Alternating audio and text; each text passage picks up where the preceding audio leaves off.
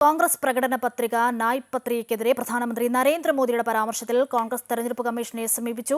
വിഭജനകാലത്തെ മുസ്ലിം ലീഗിന്റെ ആശയങ്ങളാണ് കോൺഗ്രസിന്റെ പ്രകടന പത്രികയിൽ അടക്കമുള്ളതെന്ന പരാമർശമാണ് പ്രധാനമന്ത്രി നടത്തിയത്. കോൺഗ്രസ് പ്രകടന പത്രികയിൽ ന്യൂനപക്ഷ പ്രീണനമെന്ന ബി.ജെ.പി. ആരോപണം പ്രചാരണ ആയുധമാക്കുന്നതിനാണ് കോൺഗ്രസ് തീരുമാനം. ഈ പ്രചാരണം ന്യൂനപക്ഷ സ്വാധീന മേഖലയിൽ ഗുണം ചെയ്യുമെന്നാണ് കോൺഗ്രസിന്റെ വിലയിരുത്തൽ.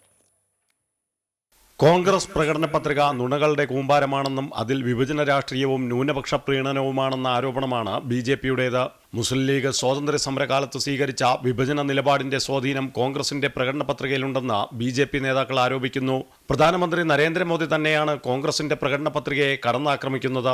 ന്യൂനപക്ഷ പ്രീണന സമീപനമടക്കം ഉയർത്തിക്കാട്ടി പ്രധാനമന്ത്രി കോൺഗ്രസ് പ്രകടന പത്രികയെ കടന്നാക്രമിക്കുമ്പോൾ വർഗീയ വിഭജനത്തിനായുള്ള കൃത്യമായ അജണ്ടയാണ് പ്രധാനമന്ത്രി നടപ്പാക്കുന്നതെന്ന ആരോപണമാണ് കോൺഗ്രസിന്റേത്.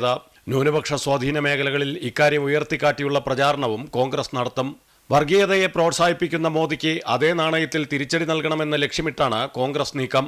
അതേസമയം പ്രകടന പത്രികയിൽ അഭിപ്രായം തേടി രാഹുൽ ഗാന്ധി രംഗത്തിറങ്ങി. അഭിപ്രായമായി ലഭിക്കുന്ന നല്ല നിർദ്ദേശങ്ങൾ ഉൾപ്പെടുത്തി അനുബന്ധ പ്രകടന പത്രിക പുറത്തിറക്കുന്നതിനും കോൺഗ്രസ് ഹൈക്കമാൻഡ് ആലോചിക്കുന്നുണ്ട്. അമൃത ന്യൂസ്, ന്യൂഡൽഹി.